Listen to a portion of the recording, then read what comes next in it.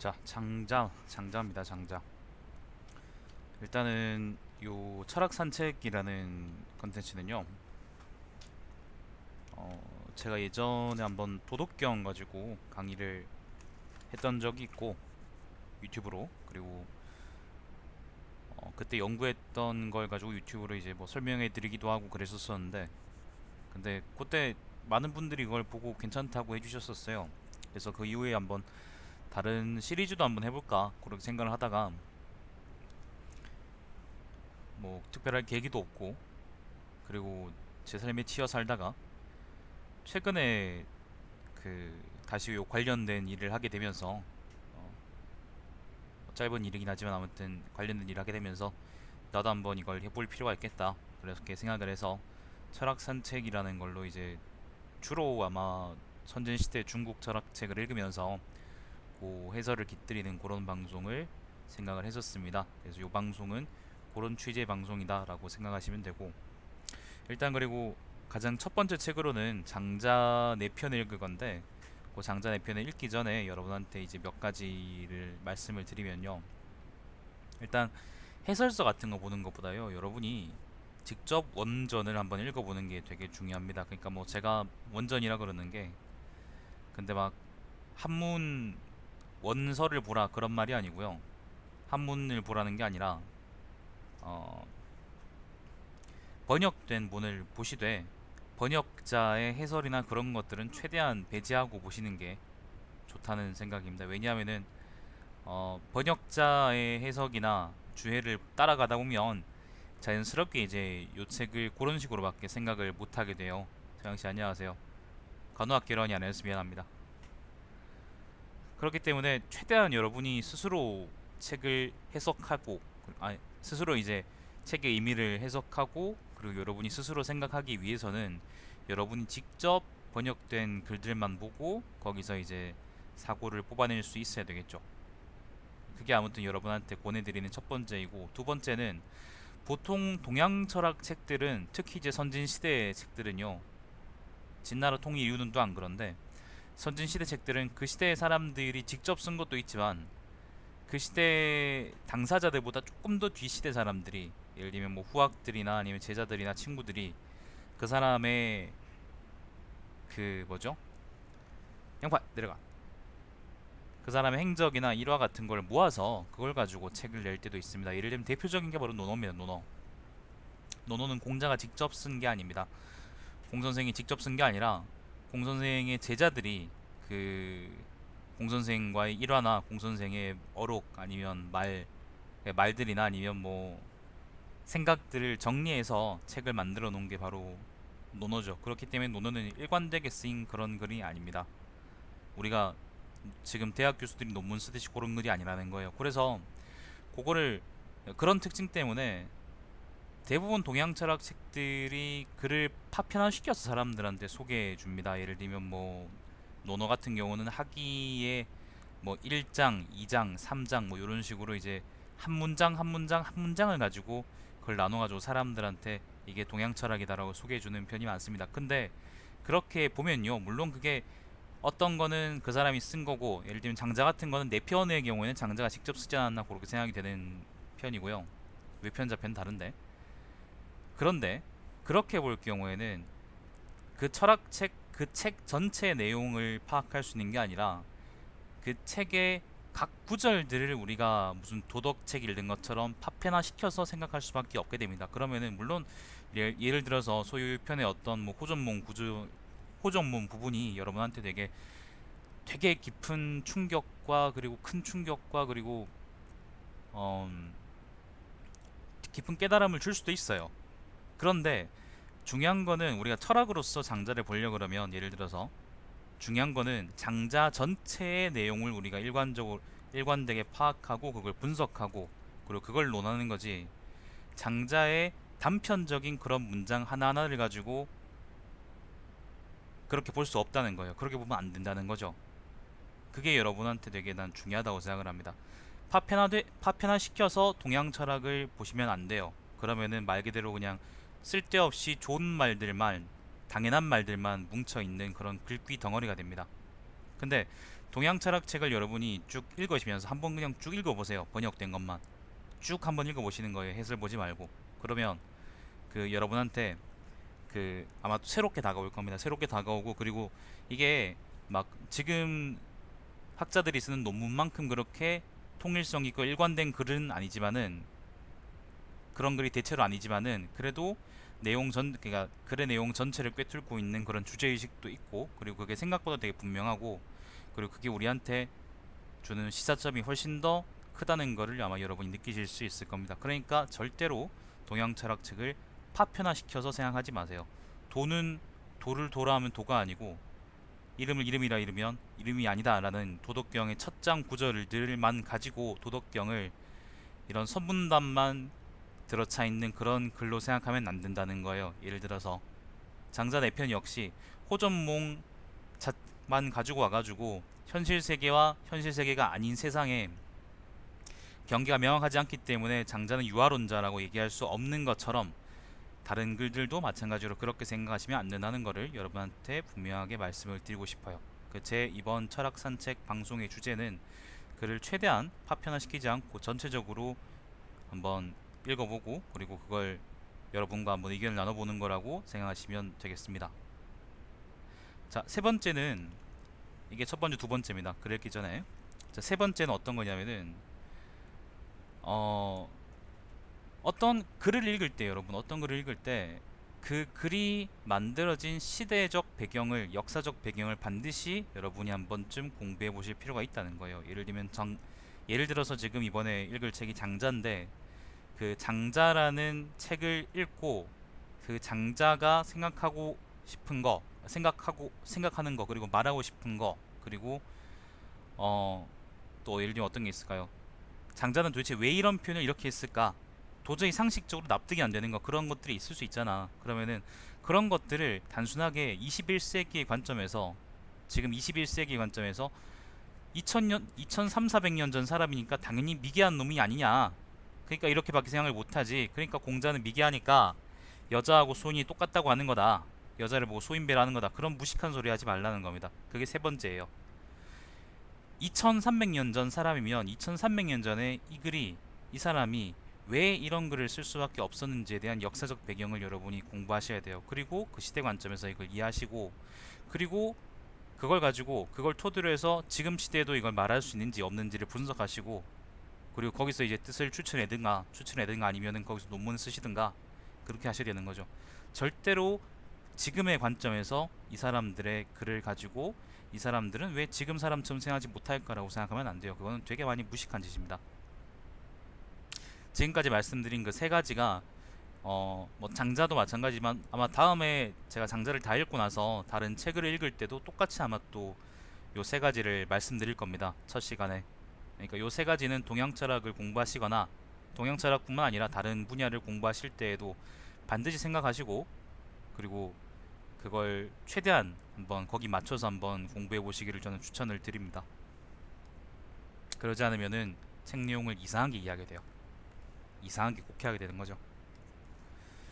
자, 그래서 오늘은 장자를 읽어볼 건데, 장자는 크게 내편, 외편, 자편 이렇게 세 가지로 나뉘어져 있어요. 그리고 그 책 자체는 뭐 장자가 직접 썼다 아니면 직접 쓴 게 아니라 그냥 누가 장자 이름을 빌려서 쓴 거다 아니면 누가 장자의 일화를 모아서 쓴 거다, 그런 여러 가지 의견들이 분분한데, 뭐 역사적인 장자의 그 행적 자체는 가장 가까운 문헌이 이제 사기죠, 그죠? 사기의 노자 한비 열전에 보면은, 사기 열전 중에 세 번째인가 보면은 그 노자 한비 열전이라고 있습니다. 거기 보면 노자, 그다음 장자, 그다음에 열자도 나오나? 열자는 잘 기억이 안 나네. 아무튼 그리고 한비자 뭐 이런 사람들이 쭉 나와서 그 사람들의 행적을 쭉 얘기해 주는데, 거기 보면 단편적으로 이제 장자는 언제 사람이고 뭐 그런 얘기가 나와 있습니다. 대체로 장자는 맹자하고 비슷한 시대 사람이고요. 공자나 노자에 비해서는 아마 한두 세대 뒤쯤 사람이 아닐까 생각이 듭니다.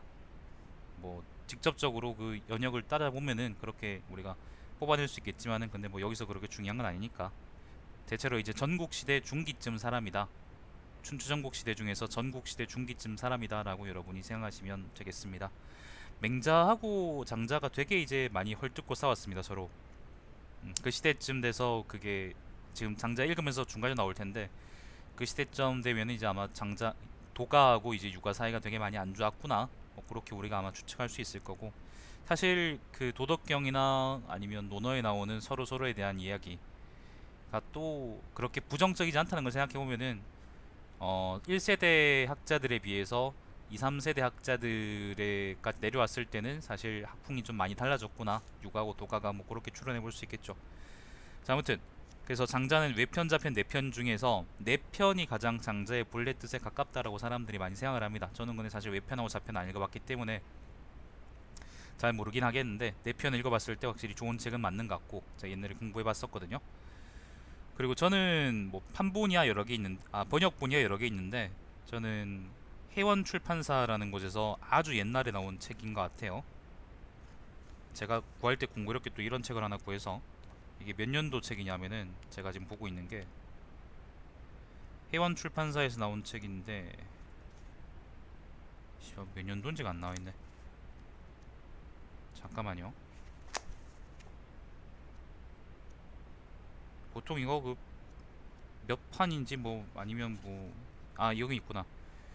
2007년도 거네요. 2007년도 건데 뭐 1989년도가 초판이니까 네, 사실 되게 옛날 책입니다. 옛날 책이고 디자인도 되게 옛날 것 같습니다. 해원 동양 고전 이런 시리즈의 16번째 책이고 저는 나머지 거는 안 갖고 있습니다. 일단 그 역자는 이민수라는 분입니다. 이민수라는 사람인데 저는 이 아저씨가 뭐 하는 사람인지 잘 모르겠습니다. 저는 번역본만 취해 볼 겁니다. 번역본만. 자, 번역본. 장자는 크게 네 편은요. 크게 몇 가지가 있냐면은 장자 네 편은 총 7개로 나뉘어요. 첫 번째 소요유, 두 번째 재물론, 세 번째 양생주, 네 번째 인간세, 다섯 번째 덕충부, 여섯 번째 대종사, 일곱 번째 응제왕 이렇게 7개로 나뉘는데 저는 예전에 학부 때나 아니면 대학원 처음 들어와서 지금 수료해서 좀 많이 놀고 있지만 많이 지나서 그때 요걸 공부했을 때는 어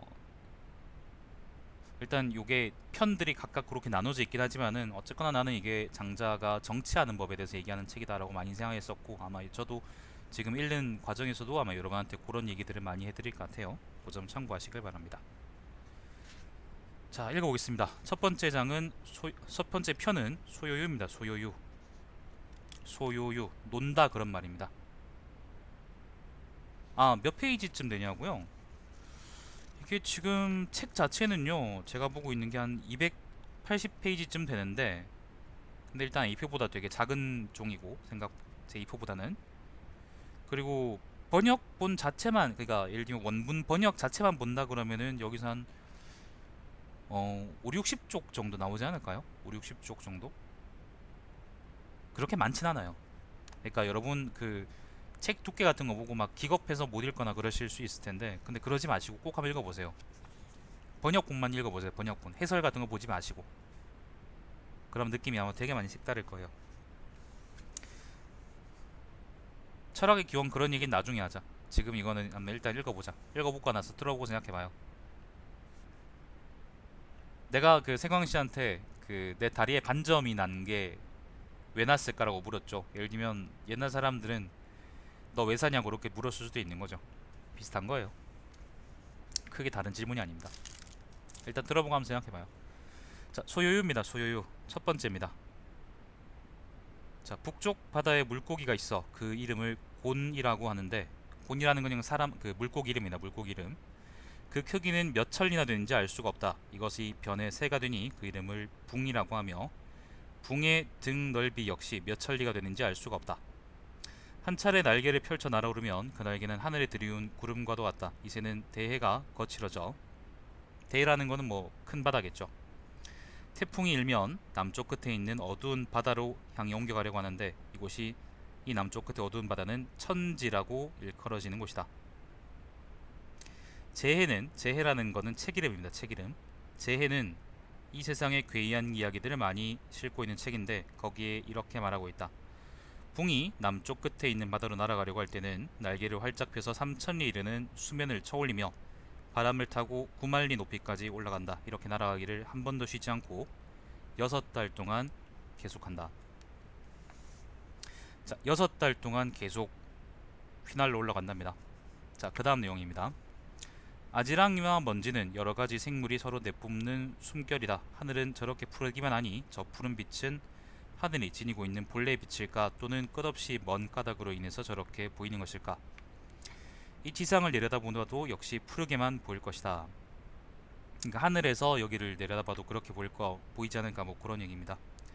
또한 물의 깊이가 깊지 않으면 큰 배를 띄울 만한 힘을 지니지 못한다. 한 잔의 물을 뜰에 패인 곳에 부으면 지푸라기는 뜨겠지만 거기에 잔을 놓으면 땅에 닿고 말 것이다.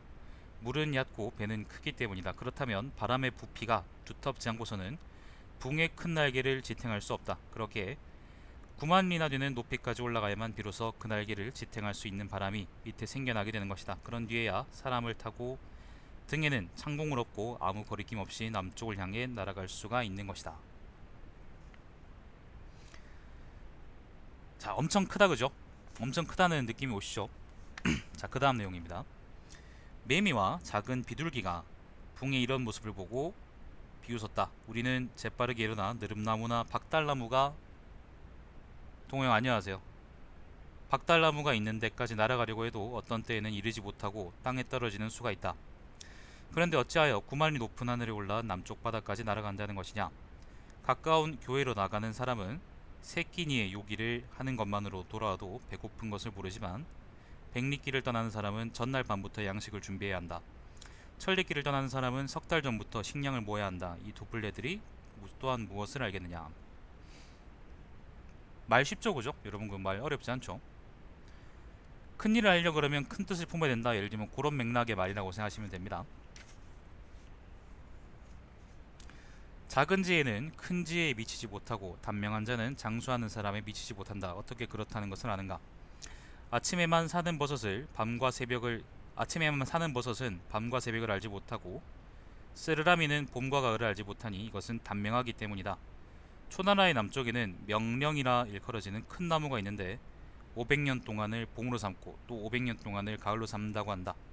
엄청 오래 산다는 거죠. 더 아득한 옛날에는 대춘이라는 나무가 있었는데 8천년을 봄으로 삼고 8천년을 가을로 삼았다고 한다.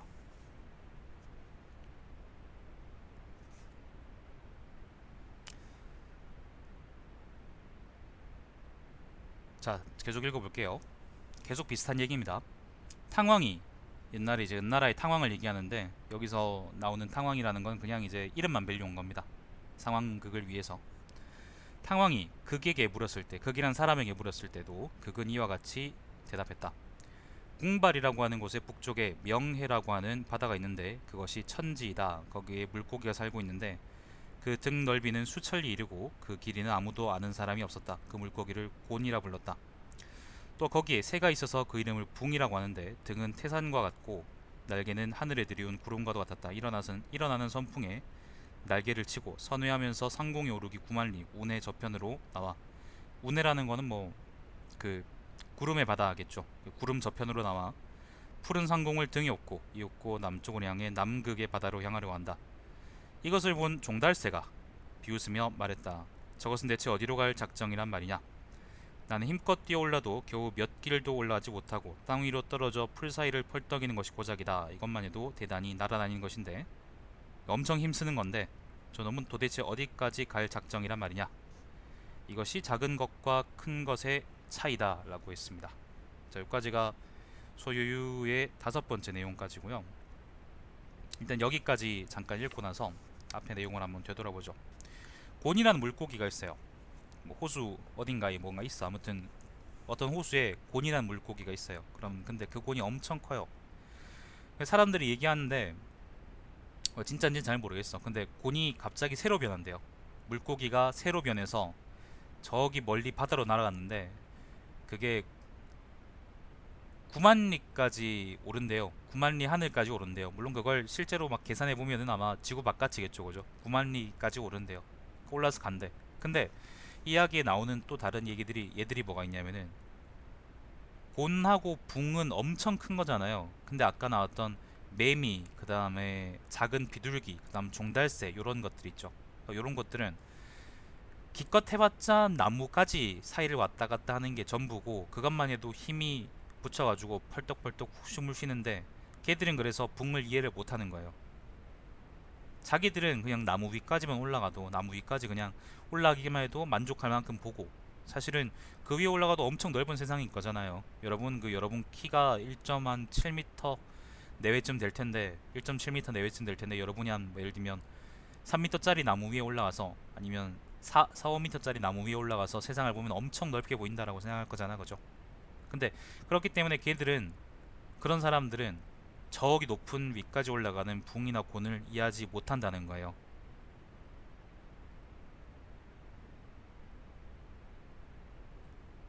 제가 대구에 사는데 예를 들어 대구에서 포항까지 갔다 올 사람들은 포항에서 한 끼 정도만 먹고 와도 돼요. 아니면 한 끼 먹을 밥을 준비해 가면 되는 거죠. 근데 대구에서 예를 들면 내가 포항까지 가는 게 아니라 예를 들면 저기 있는 인천까지 간다. 그러면은 예를 들면 두 끼 먹을 밥 정도는 준비해야지. 도시락 같은 걸 정도는 준비하거나 아니면 밖에서 사 먹거나 그래야지 갔다 오면서 이제 배고프지 않겠죠. 왜냐하면 시간이 그만큼 더 걸릴 테니까. 근데 예를 들면 제가 자동차를 타고 예를 들면 뭐 북한을 지나서 저기 어디에요? 장춘까지 간다고 치죠. 만주 저 끝까지 간다고 치죠. 그러면은 그까지 가는 데는 새끼밥뿐만이 아니라 예를 들면 며칠씩 우리가 먹고 자고 쓰고 할 수 있는 그런 돈이 있어야겠죠. 그것처럼 가까이 갈 사람들은 사실은 생각하는 게 거기까지밖에 안 되는 거예요. 그리고 멀리 볼 사람들은 훨씬 더 멀리, 그러니까 멀리 볼 사람들은 가까이 볼 사람처럼 생각하지 않고 훨씬 더 멀고 크고 그리고 사뭇 다른 것들을 생각한다는 거죠. 그게 바로 곤하고 붕과 곤하고 붕으로 대표되는 아주 큰 것들과 그리고 어 뭐죠? 그 매미하고 비둘기하고 그 다음에 종달새 같은 걸로 대표되는 아주 작은 것들을 대비하는 대비해서 뭐 어느 하나가 열등하다고 얘기하는 건 아닙니다. 다만 여기서 장자가 얘기하고 싶은 거는 이거겠죠. 작게 하는 것과 크게 하는 것은 아주 다르다. 그래서 작게 하는 사람들은 크게 하는 사람들을 이해할 수 없다. 적어도 니들이 크고 그리고 포부가 큰 얘기를 하려고 그러면 포부가 크고 그리고 세상 전체에 대한 얘기를 하려고 그러면 세상의 정치에 대한 얘기를 하거나 아니면 세상 이치에 대한 얘기를 하려고 그러면 네가 일반 사람들이 생각하는 것처럼 그렇게 쫀쫀하게 생각해서는 제대로 된 결론을 못 내지 않겠느냐. 그런 얘기가 바로 장자가 하고 싶은 얘기라고 생각하시면 되겠어요.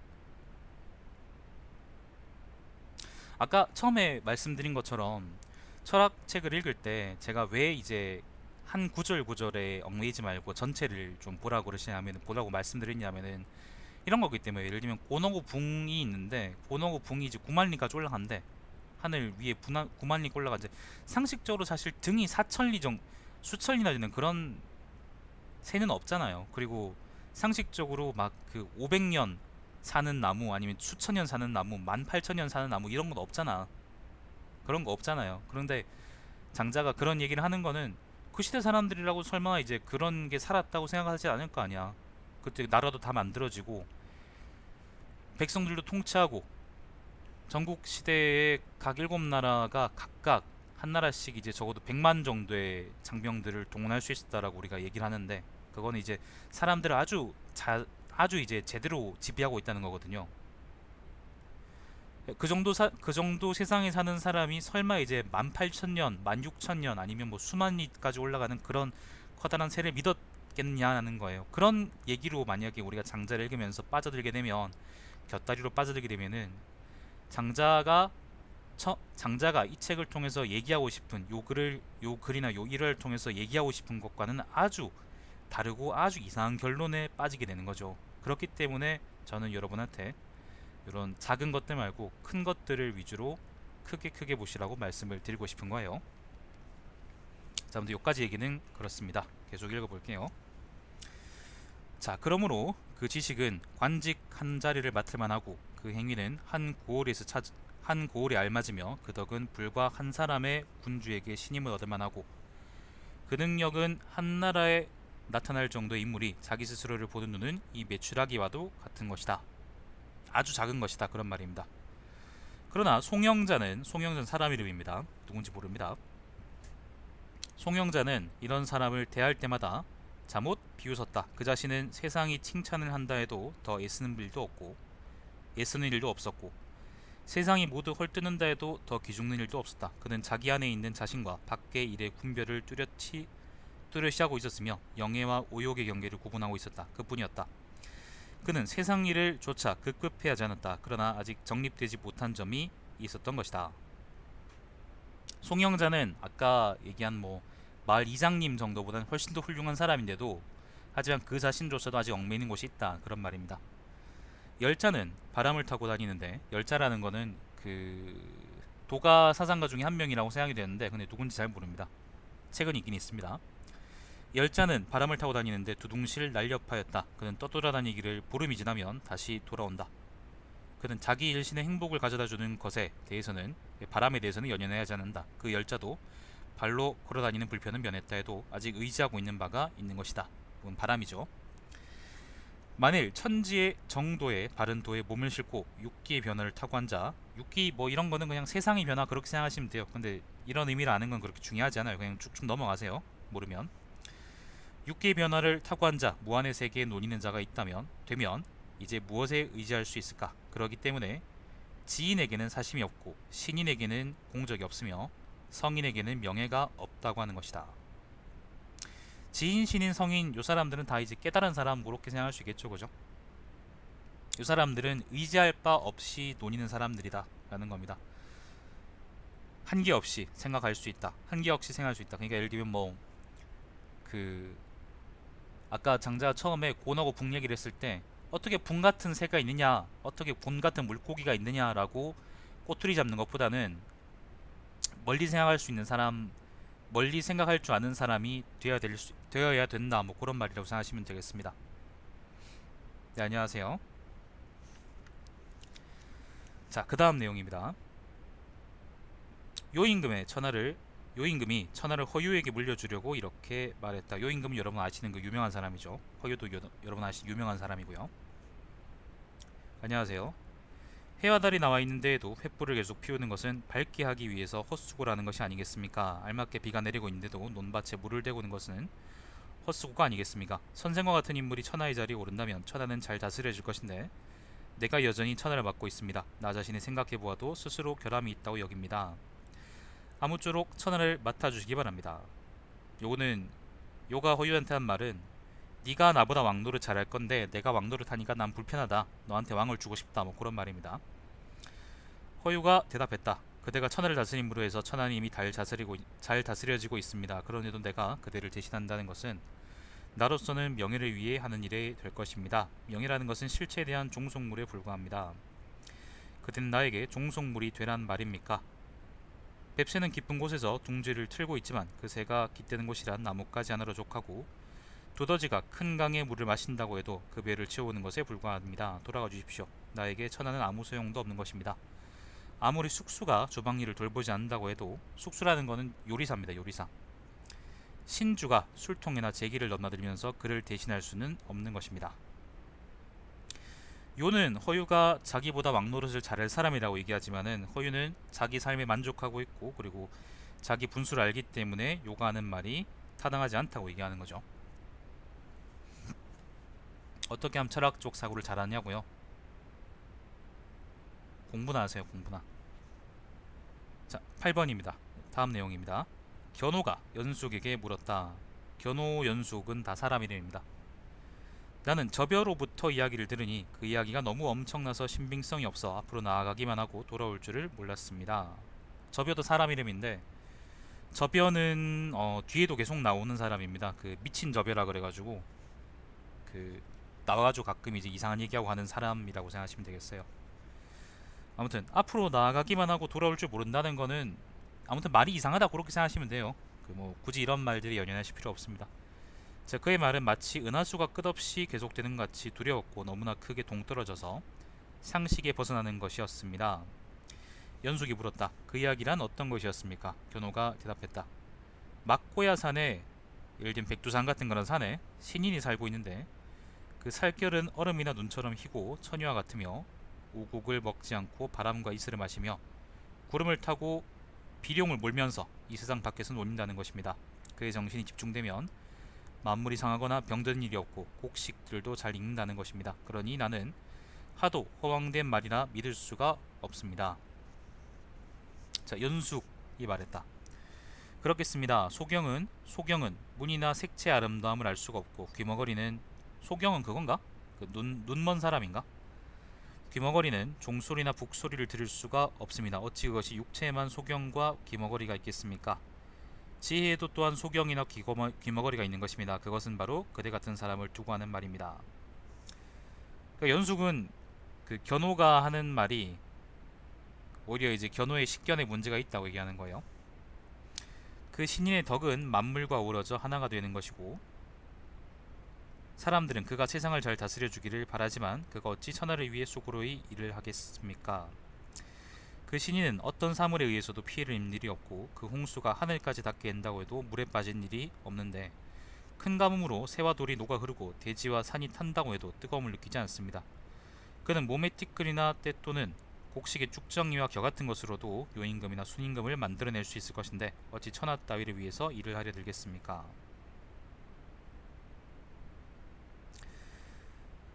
그러니까 연숙의 이야기는 견호가 상식이라는 틀에 갇혀서 사실 저뼈가 진짜 하려는 얘기를 제대로 이해하지 못한다는 얘기죠. 아까 계속 그 고너고 북 얘기 나왔죠, 그죠? 그 이야기의 연장선이라고 여러분이 생각하시면 되겠어요. 송나라 사람이 장보라는 관을 사가지고 월나라로 가서 팔러 갔다. 월나라 사람들은 머리를 짧게 깎고 문신하고 있었으므로 이건 야만이라는 말입니다. 관은 소용이 없었다. 요 관이라는 것은 머리에 쓰는 관이요.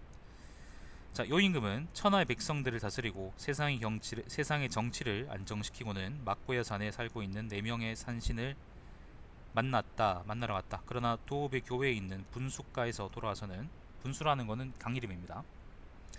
그만 멍하니 어리빠져 천하의 일 따위를 잊어버리고 말았다고 한다. 자, 송나라에서 장보라는 머리에 쓰는 관을 가지고 월나라에 팔러 갔는데 월나라 사람들은 야만인들이었기 때문에 사실은 관 같은 게 필요 없었기 때문에 그 사람은 쫄딱 망하고 말았다는 얘기가 어떤 얘기냐? 아까 얘기했던 것처럼 이제 어떤 일을 벌일 때는 그 일에 적절하게 생각해야지. 예를 들면 그 일과는 다 전혀 다른 그 어떤 기준을 가지고 와서는 그걸 가지고 잘못했다라고 얘기하는 거는 오히려 그 사람이 문제가 있다라고 생각할 수 있는 거겠죠. 그런 얘기라고 생각하시면 되겠어요. 다 같은 얘기입니다. 계속 반복되고 있어요. 그 말만 다르지 계속 이제 그 비슷한 얘기가 반복되고 있는 겁니다. 자, 그 다음 얘기입니다. 이번에 해자가 나왔습니다. 해자가 장자에게 말했다. 해자는 장자 친구라고 하는데 여기 나온 해자가 진짜 그 해자인지는 잘 모르겠어요. 그러니까 진짜 해자의 모습인지 아니면은 그냥 장자가 이제 자기 이야기의 해자를 끌어들인 건지 잘 모르겠습니다. 자, 해자가 장자에게 말했다. 위나라 왕이 나에게 큰 박씨를 주었는데 이것을 심어 길렀더니 5섬이나 들어갈 정도로 큰 박이 열리게 되었습니다. 엄청 큰 박입니다. 그런데 여기에 물이나 장을 넣어 보았더니 간장 같은 거 딱딱하고 무거운 것이라 도저히 들어올릴 수가 없었습니다. 그래서 이것을 두 쪽으로 나누어 표주박으로 했더니 얕고 납작해서 쓸 곳이 없었습니다. 엄청나게 크긴 하지만 쓸모가 없어서 부숴버리고 말았습니다. 자, 장자가 말했다. 선생은 큰 것을 쓰는 방법이 정말 졸렬합니다. 송나라에 손 안 트는 약을 잘 만드는 사람이 있었습니다. 그는 대대로 솜을 물에 빠는 일에 종사하고 있었습니다. 그러니까 물에 계속 다가도 손이 안 트는 약이 있으니까 그걸로 이제 손 빠는 일에서 이제 그걸 하는 거죠. 다른 사람들은 손이 트니까 잘 못할 테니까 그걸. 자, 어떤 나그네가 그 소문을 듣고 그 약을 만드는 비법을 백금, 그러니까 많은 돈을 주고 사고 싶다고 하자 사나이는 가족들을 모아놓고 의논했습니다. 우리는 대대로 손 빠는 일을 해왔지만 벌이라고는 몇 푼에 불과하다. 그런데 지금 하루아침에 이 기술을 백금에 사겠다고 하니 처방을 그에게 내주자. 그리하여 나그네는 그 처방을 얻어가지고 오나라에 찾아가 설득했습니다. 월나라가 오나라를 공격해 왔을 때 오왕은 그 사나이를 장군으로 기용해 한겨울에 물 위에서 월나라 군사를 맞아 싸워 월나라를 크게 패배시켰습니다. 오왕은 그에게 공로로 영지를 나누어 주고 제휴로 삼았습니다. 손을 트지 않게 하는 방법은 같은데 한 사람은 영지까지 나누어 받은 제휴가 되었고 또 한쪽은 여전히 그 작업에서 손 빠는 일에서 헤어나지 못하고 있습니다. 이는 그 사용법이 다르기 때문입니다. 5섬이나 들어가는 박을 가지고 있다면 왜 그것을 배로 만들어 양자강이나 동정호에 띄울 생각을 하지 않고 너무 펑퍼짐에 아무 소용이 없다는 걱정을 하고 있는 것입니까? 그러니 선생의 마음은 튀지 못하고 막혀 있는 것입니다. 해자하고 장자 얘기, 여기 그 박씨 이야기에서 나오는 얘기는 마찬가지로 이제 박이 엄청 크대요. 박이 엄청 컸는데 그 박을 해자는 해 선생은 이걸 보고 이제 이건 쓸모가 없는 박이다 그래서 부숴버렸는데 장 선생은 이걸 보더니 예를 들면 배로 띄워놓고 쓸 수 있지 않겠냐고 그렇게 얘기한 거예요. 그 얘기는 사실 그 박이 진짜로 배로서 가치가 있다는 얘기가 아니라 그렇게 단세포적으로 생각하니까 네가 그것밖에 안 되는 거야 라고 이제 그러니까 해자를 까기 위해서 이제 한 말이라고 할 수 있는 거죠. 그러니까 우리가 어떤 쓰임새를 찾으려고 그러면 뭔가의 쓰임새를 찾으려고 그러면은 그거의 쓰임새에 맞도록 우리 생각을 바꿔야 된다는 거지. 우리 생각에 맞지 않다고 그게 틀렸다고 얘기할 수 없는 것이고, 그렇기 때문에 세상의 큰 이치에 대해서 얘기하려고 그러면 예를 들면 뭐 장자에게는 도 같은 거겠죠, 그죠? 도 같은 거에 대해서 얘기하려고 그런다 그러면은 일반적인 사람들의 상식에 빗대해서는 얘기할 수 없겠다라는 이야기를 하고 싶은 겁니다. 아니면 그렇지 않습니다. 상대주의를 얘기하는 게 아니에요. 이 구절만 딱 가지고 와서 사람들한테 물으면은 이건 상대주의다라고 대답하겠지만은 장자가 얘기하는 거는 상대주의를 얘기하는 게 아니에요. 그래서 내가 지금 얘기를 하고 있는 건데, 장자가 얘기하고 싶은 거는 상대주의를 얘기하는 게 아니라요. 상대주의가 아니라 내가 지금부터 도에 대한 얘기를 할 건데 그 도에 대한 얘기를 하려고 그러면은 니들이 생각하는 상식하고는 많이 다를 거다. 그렇기 때문에 니들이 마음을 좀 열었으면 좋겠다는 취지에서 이런 얘기를 하는 거예요. 그러니까 아까 내가 처음에 이 책을 읽기 전에 각 구절들을 따로 떼서 그 구절들의 독립적인 의미가 있는 것처럼 생각하지 말라고 말씀드렸는데, 그거를 그렇게 보면은 딱 이런 함정에 빠지는 거죠. 그럼 사실은 이제 장자는 상대주의와 궤변만 모여있는 그런 책이 되겠죠. 그렇기 때문에 그렇게 해석하면 안 돼요. 알겠죠? 자, 계속 읽어보겠습니다. 그 다음 내용입니다. 또 해자 나옵니다. 또 해자가 장자에게 말했다. 우리 집에 엄청나게 큰 나무가 있는데 사람들이 이것을 가죽나무라고 부릅니다. 그 굵은 둥지는 혹투성이어서 먹줄을 칠 수가 없고 그 작은 가지들은 뒤틀려 있어서 자를 댈 수도 없습니다. 길가에 서 있지만 목수들도 거들떠보지 않습니다. 지금 당신의 말도 크기만 했지. 그러니까 네 말도 이제 해자가 장자한테 네 말도 거창해 보이긴 하는데 쓸모가 없기 때문에 모든 사람이 외면할 것입니다. 라고 얘기를 했습니다. 자, 장자가 말했다. 당신은 너구리나 살쾡이를 보지 못했습니까? 몸을 낮게 웅크리고 들쥐가 나타나기를 기다리다가 이리 뛰고 저리 뛰며 높고 낮음을 가리지 않지만 결국 덫에 걸려 죽든가 그물에 걸려 죽게 됩니다. 태우라는 들소는, 그러니까 태 땅의 소는, 어떤 소는 그 몸집이 마치 하늘을 뒤덮고 있는 구름과도 같아 이것은 큰 일은 할 수 있지만 쥐 같은 건 잡을 수가 없습니다. 당신은 지금 큰 나무를 갖고 있으면서도 그것이 소용없이 되지 않는 것에 심리하고 있습니다. 어째서 아무것도 없는 고장 광막한 들에 그것을 심어 그 곁에서 아무 일도 하지 않고 그 아래서 유유히 논일다가 잠들지를 못합니까? 그 나무는 도끼로 베어질 염려도 없고 위해가 가해질 걱정도 없을 것입니다. 쓸모 없는 것이라여 어찌 마음에 괴로움이 된다는 말입니까? 안녕하세요. 자, 요 가죽나무도 마찬가지로 그 나무는 쓸모가 없어 보이지만은 사실은 이렇게 보면 쓸모가 있다.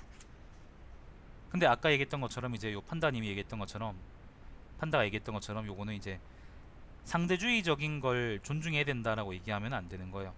장자가 하고 싶은 말에 대한 정당화 과정 중에 하나인 거지, 말 그대로 이제 상대주의 그 자체가 목적이 되면은 사실은 도가는 니도 맞고 나도 맞는 그런 궤변이 되는 거지. 그렇게 보면 안 되는 겁니다. 자, 여기까지가 소요유 내용입니다.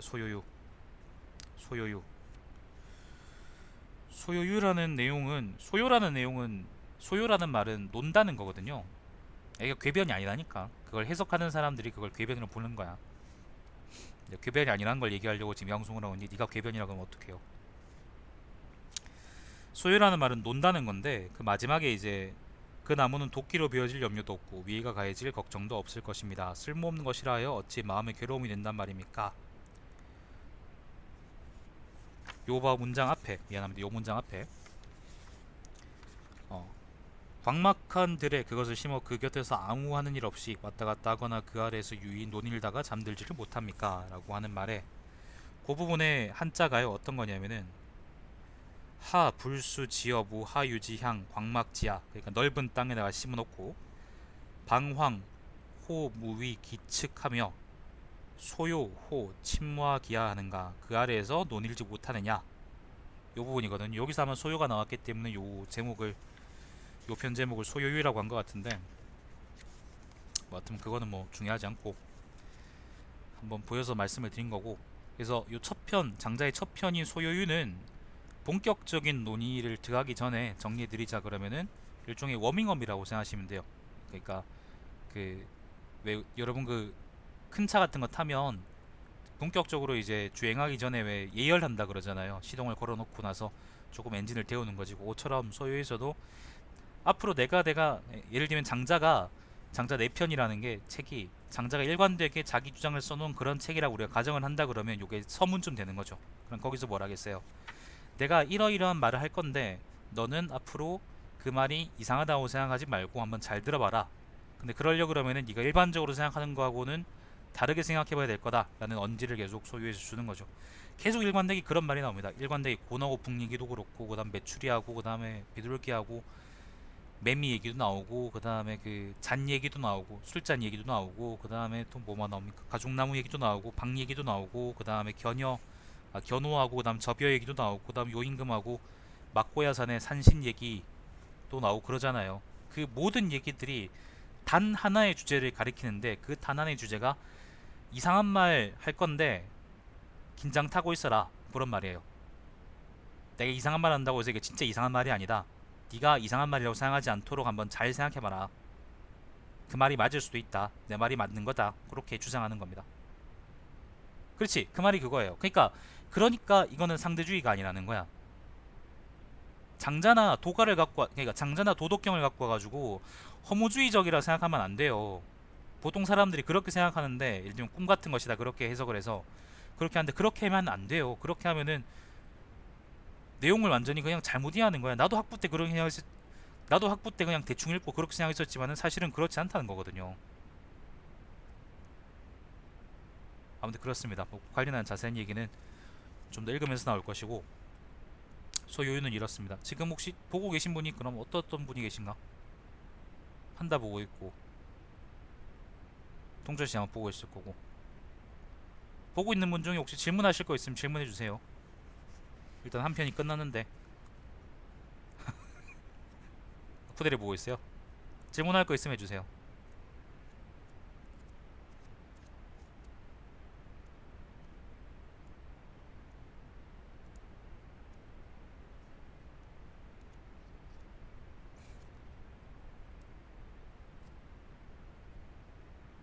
일단 이 부분은 그럼 질문하실 게 없어요. 질문하실 게 없으면 나중에 요거 관심 있으셔서 끝까지 들으시는 분들은 그 나중에 그 제가 요거 녹화본 올릴 거니까 그 이후에 거기다가 이제 물음을 남겨주시면 제가 가급적이면은 성심성의껏 대답을 해드릴 수 있도록 할게요.